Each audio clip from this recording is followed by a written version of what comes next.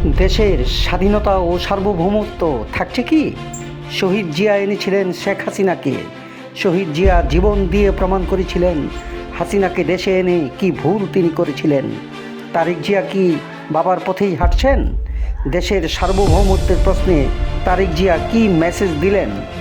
আসসালামু আলাইকুম সুপ্রিয় দর্শকবৃন্দ, আপনারা দেখছেন টাইম জিরো বিডি চ্যানেল। আমাদের চ্যানেল যদি আপনাদের কাছে ভালো লাগে, অনুগ্রহপূর্বক লাইক ও সাবস্ক্রাইব করে আমাদের পাশে থাকবেন। সুপ্রিয় দর্শকবৃন্দ, আজকে আমরা এমন একটি বিষয় নিয়ে আপনাদের সম্মুখে আলাপ করতে যাচ্ছি, যা এই মুহূর্তে সবচাইতে সব প্রাণিধানযোগ্য এবং বিভিন্ন জায়গায় আপনি যাবেন, চায়ের দোকান, পাড়া মহল্লায়, অফিস আদালত, সর্বত্রই একই বিষয় আলোচিত হচ্ছে, এবং তা হচ্ছে বাংলাদেশের স্বাধীনতা ও সার্বভৌমত্বের প্রশ্ন। সুপ্রিয় দর্শকবৃন্দ, বর্তমান বিশ্বে একটি নতুন সংস্করণ রাজনীতির, তা হচ্ছে ভূ রাজনীতি, যা অত্যন্ত জটিল সাধারণ মানুষের কাছে হলেও তবে কিছুটা সাধারণ ধারণা কম বেশি সবাই রাখেন। আমরা আজকের এই ভিডিওতে আমরা কিছু ঐতিহাসিক বিষয় নিয়ে একটু কথা বলি। কয়েক মিনিটের মধ্যেই আপনাদের সম্পূর্ণ বিষয় পরিষ্কার হয়ে যাবে। সুপ্রিয় দর্শকবৃন্দ, আপনারা লক্ষ্য করেন 1971 সালে বাংলাদেশের যে মহান স্বাধীনতা ও সার্বভৌমত্বের যুদ্ধ আমরা করি, তার মধ্যে ভারতের একটি ভূমিকা ছিল, এবং সেই সময়ে বাংলাদেশের মানুষ অত্যন্ত খুশ মনে এবং সরল বিশ্বাসে ভারতকে বিশ্বাস করেছিল যে ভারত সত্যিই একটি বন্ধুপ্রতিম রাষ্ট্র হিসাবে আমাদেরকে অস্ত্র দিয়েছে, খাদ্য দিয়েছে, প্রশিক্ষণ দিয়েছে, সেনাবাহিনী দিয়েছে, সর্বাত্মক সহযোগিতা করেছে।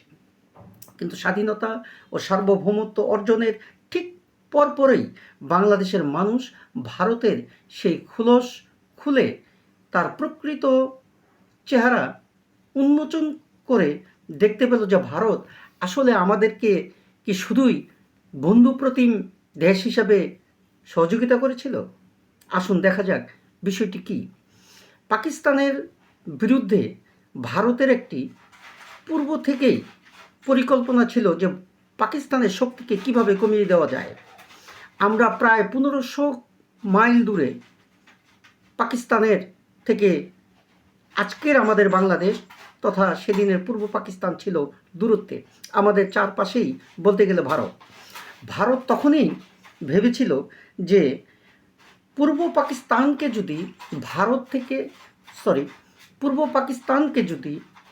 দ্বিখণ্ডিত করা যায়, পূর্ব পাকিস্তানকে যদি পশ্চিম পাকিস্তানকে থেকে পৃথক করে দেওয়া যায়, তাহলে প্রথমত পাকিস্তানের শক্তি কমে যাবে, সেই সাথে বাংলাদেশ যেহেতু তেমন কোনো শিল্প, কল কারখানা, ইন্ডাস্ট্রিজ নেই, ফলে একটি ভঙ্গুর অর্থনীতির দেশে ভারত তার পণ্য, তার সামগ্রী, সকল কিছুই আমাদের কাছে একদিকে যেমন বিক্রয় করবে, সেই সাথে ভারত আমাদের উপর তার আধিপত্য বিস্তার করবে।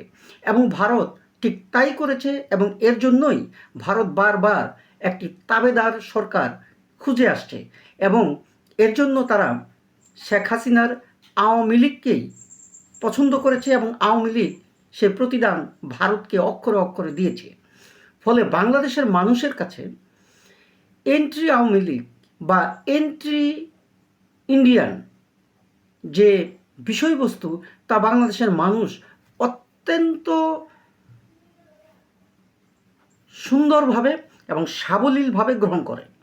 অর্থাৎ বাংলাদেশের মানুষ ওই 71-এর ভারতের যে মনের ভিতরে চেপে রাখা যে আকাঙ্ক্ষা, যার প্রেক্ষিতেই বাংলাদেশের মানুষ ভারতকে প্রত্যাখ্যান করে এবং ভারতের সাথে সুসম্পর্ক বজায় রাখতে অনাগ্রহ প্রকাশ করে। ফলে যে সমস্ত রাজনৈতিক দল ভারত বিরোধী অবস্থান নেবে, বাংলাদেশের মানুষ বরাবরই তাদেরকে সমর্থন দিয়ে আসছে। যার কারণে একমাত্র আওয়ামী লীগ এবং তার সঙ্গী সাথী যে সমস্ত রাজনৈতিক দলগুলি রয়েছে, তারা ছাড়া দেশের অন্যান্য সমস্ত রাজনৈতিক দলগুলোই ভারতের বিরুদ্ধে তথা আওয়ামী লীগের বিরুদ্ধে থাকার কারণেই বাংলাদেশের জনসাধারণ বিভিন্ন ফরম্যাটে বিভিন্ন রাজনৈতিক দলগুলোকে পছন্দ করে। এর মধ্যে যখন বাংলাদেশের আকাশে অভ্যুদয় ঘটল শহীদ জিয়ার রহমানের বলিষ্ঠ নেতৃত্বে, বাংলাদেশের মানুষ স্বস্তি পেল, ভারতের বলয় থেকে মুক্ত হলো। আমরা বিভিন্ন সময়ে লক্ষ্য করেছি জিয়াউর রহমান যে সমস্ত সিদ্ধান্তগুলি নিয়েছেন, যে সমস্ত কার্যক্রমগুলি করেছেন, তার এই সমস্ত কার্যক্রম তিনি কি তখনকার বিএনপির সিনিয়র নেতৃবৃন্দের সাথেই আলাপ আলোচনা করে সিদ্ধান্ত নিয়েছেন, নাকি তার রাজনৈতিক দূরদর্শিতা থেকে তিনি বিভিন্ন সিদ্ধান্ত গ্রহণ করেছিলেন? আমরা এই প্রসঙ্গে যদি একটু ফিরে যাই, তাহলে আমরা দেখব শহীদ জিয়া যখন নির্মমভাবে নিহত হলেন চট্টগ্রামে সার্কিট হাউসে, ঠিক তার পাশের ঘরেই কিন্তু বিএনপির তদানীন্তন মহাসচিব ডক্টর বদরুদ্দোজা চৌধুরী ছিলেন। তার গায়ে কিন্তু একটি আঁচড়ও পড়েনি। এইখান থেকে যদি আমরা একটা বিশ্লেষণ করি, তাহলে আমরা একটি সিদ্ধান্তে উপনীত হতে পারি যে যদি জিয়াউর রহমানের এই সমস্ত সিদ্ধান্ত, যা বাংলাদেশের মেরুদণ্ডকে শক্ত করার জন্য, বাংলাদেশকে মাথা উঁচু করার, দাঁড়িয়ে থাকার জন্য যে সিদ্ধান্তগুলি তিনি নিয়েছেন, যে যুগোপযোগী সিদ্ধান্তগুলি তিনি নিয়েছেন, তার সমস্ত সিদ্ধান্তই যদি বিএনপি নেতৃবৃন্দের পরামর্শে যদি তিনি করতেন, তাহলে নিশ্চয়ই মহাসচিবও জীবন নিয়ে ফিরে আসতে পারতেন না। সুতরাং আমরা বলতে পারি যে জিয়া রহমানের রাজনৈতিক দূরদর্শিতা এবং এদেশের মেহনতি মানুষের প্রতি ভালোবাসা থেকেই তিনি তার উন্নত মস্তিষ্ক দিয়ে বাংলাদেশের মানুষের জন্য তিনি অর্থনৈতিক কর্মকাণ্ড থেকে শুরু করে পররাষ্ট্রনীতি, দেশের আভ্যন্তরীণ শান্তি শৃঙ্খলাগুলিকে গুছিয়ে নেওয়ার জন্য তিনি সচেষ্ট ছিলেন, যার ফলাফল তাকে জীবন দিয়ে করতে হয়েছে। এবং জিয়া রহমানের এই উদার রাজনীতির কারণেই আওয়ামী লীগ রাজনীতিতে পুনর্বাসিত হয়েছে এবং শেখ হাসিনাকে সেই সময় তিনি ভারত থেকে বাংলাদেশে এনে পুনর্বাসন করেছিলেন। আমরা বিভিন্ন সময়ে শেখ হাসিনা এবং আওয়ামী লীগের বিভিন্ন কর্মকাণ্ডে দেখেছি যে শেখ হাসিনার বিভিন্ন জায়গায় তার রাজনৈতিক বক্তব্য, জিয়া পরিবার, খালেদা জিয়া, জিয়াউর রহমান এবং তাদের দুই সন্তানকে নিয়ে যে বিরূপ মন্তব্যগুলি তিনি করে আসছিলেন, বাংলাদেশের মানুষ তা ভালোভাবে গ্রহণ করেনি। পক্ষান্তরে জিয়া রহমানকে এই হত্যাযজ্ঞের পিছনে শুধুই কি দেশীয় চক্র ছিল? জিনিসগুলো অবশ্যই তারেক জিয়া এবং বিএনপি নিশ্চয়ই ভুলে যাবেন না। এবার আমরা ফিরে দেখি যে বাংলাদেশের বর্তমান প্রধানমন্ত্রী জনাব তারেক জিয়া, তিনি কি তার বাবার পথেই হাঁটছেন? গুঞ্জন আছে যে তিনি আওয়ামী লীগকে পুনর্বাসন করবেন, তিনি শেখ হাসিনাকে দেশে এনে রাজনীতি করার সুযোগ দিবেন এবং ভারতকে তিনি বাংলাদেশের তাবেদার হিসাবে গড়ে তুলবেন। এবং তিনি দেশে নাকি ফিরেও এসেছিলেন ভারতের গ্রিন সিগন্যালে, কিন্তু পরিবেশ পরিস্থিতি এবং বাংলাদেশের মানুষের ভালোবাসা এবং তারেক জিয়ার দূরদর্শিতায় আমরা লক্ষ্য করছি তারেক জিয়া যে বিভিন্ন চমক দেখিয়ে আসছেন, যে রাজনৈতিক কর্মকাণ্ডগুলি তিনি করছেন, তিনি যে সমস্ত মেসেজগুলি জনসাধারণকে দিচ্ছেন, তাতে আমরা কি দেখতে পাই? তিনি কিন্তু তার বাবার মতোই একটি উদার রাজনীতি দর্শন গ্রহণ করেছেন। তার মায়ের দেখানো পথেই তিনি কিন্তু দেশ চালাচ্ছেন। আমরা তারেক জিয়াকে দেশে ফিরে আসার পর আওয়ামী লীগের বিরুদ্ধে, ভারতের বিরুদ্ধে কিংবা শেখ হাসিনার বিরুদ্ধে কোনো বিরূপ মন্তব্য করতে দেখিনি, যা হচ্ছে তার পারিবারিক শিক্ষা। তিনি সরকার গঠন করার পর 2 দিনের মাথায় ভারতের স্পাইসি জেট নামে একটি বিমান এয়ারলাইন্স বাংলাদেশের আকাশ সীমা ব্যবহার করে তারা এয়ারলাইন্সের ব্যবসা করে আসছিলেন। তার কাছে আমাদের বাংলাদেশের প্রচুর টাকা বাংলাদেশের আকাশ সীমা ব্যবহারের জন্য পাওনা রয়েছে।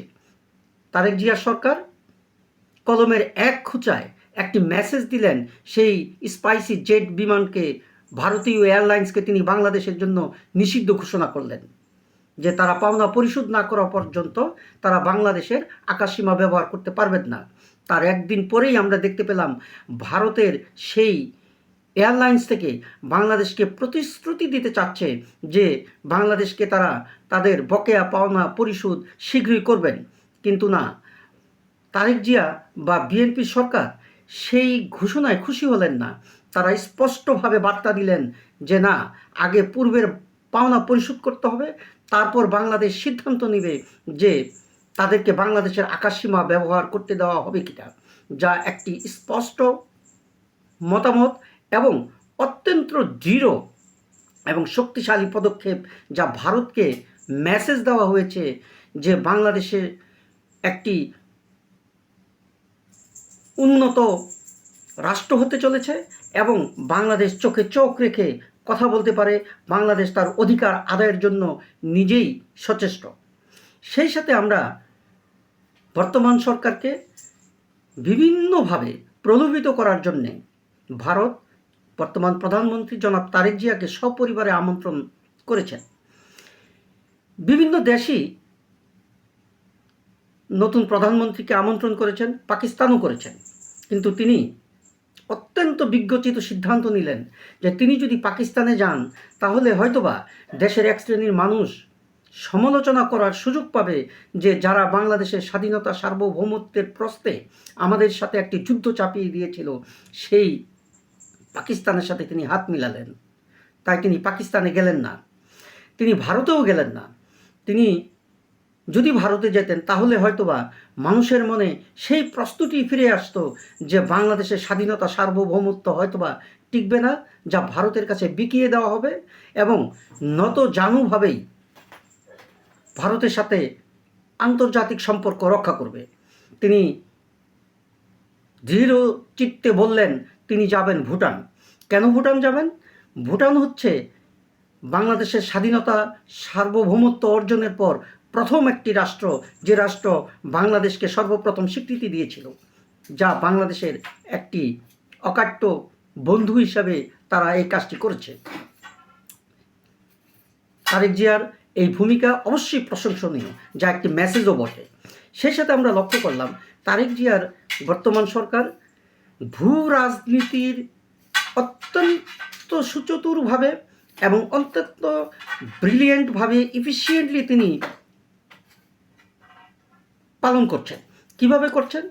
এই যে বর্তমানে একটি রাজনীতিতে অত্যন্ত সাবলীল এবং বিশ্ব রাজনীতিতে একটি বহুল প্রচলিত বক্তব্য, তা হচ্ছে ভূ রাজনীতি, যাকে বলা যায় যে ইংল্যান্ড কিংবা বিভিন্ন রাষ্ট্র যে সময়ে তারা পৃথিবীর বিভিন্ন দেশকে ভৌগোলিকভাবে দখল করে সেখানে তাদের বাণিজ্য, অর্থনীতি ইত্যাদি পরিচালনা করতেন, বর্তমান পরিবর্তিত পৃথিবীতে এই রূপটি ভিন্নভাবে ফিরে আসছে যে যে দেশকে প্রলোভন দেখিয়ে ঠেকানো যাবে না, কৌশলগতভাবে তাকে বিভিন্নভাবে নিয়ন্ত্রণ করার চেষ্টা। এজন্য যদি প্রয়োজন হয় সেই দেশের আশপাশের কোনো রাষ্ট্রকে কবজা করা, বিভিন্ন সুযোগ সুবিধা দেওয়ার মাধ্যমে সেই দেশকে দেশের ভিতরে গেড়ে বসা, পরবর্তীতে তারা তাদের কাঙ্ক্ষিত বেনিফিটগুলি গ্রহণ করবেন। আমাদের বাংলাদেশে এখন আমেরিকা, চায়না সহ বিভিন্ন অর্থনৈতিকভাবে পরাশক্তিগুলি সুদৃষ্টি দিচ্ছে এই কারণে যে বাংলাদেশ মাথা উঁচু করে তার নিজের স্বার্থ রক্ষার জন্য অবিচল। তারেক জিয়া বুঝিয়ে দিয়েছেন যে পার্শ্ববর্তী রাষ্ট্র বা বন্ধু রাষ্ট্র কিংবা প্রতিবেশী রাষ্ট্র হিসাবে হতে হলে পরে আয়তনে বড় নয়, বরঞ্চ অবস্থানের দিক থেকে কে কী ভূমিকা নিচ্ছে সেটি হচ্ছে মুখ্য বিষয়। সুপ্রিয় দর্শকবৃন্দ, আমরা আশা করব যে আমাদের স্বাধীনতা ও সার্বভৌমত্ব বিএনপি তথা তারেক জিয়ার হাতে যেন অত্যন্ত সুরক্ষিত এবং বাংলাদেশ যেন মাথা উঁচু করে বিশ্বের দ্বারপ্রান্তে একটি উন্নত রাষ্ট্র হিসাবে স্বীকৃতি পায়। ধন্যবাদ।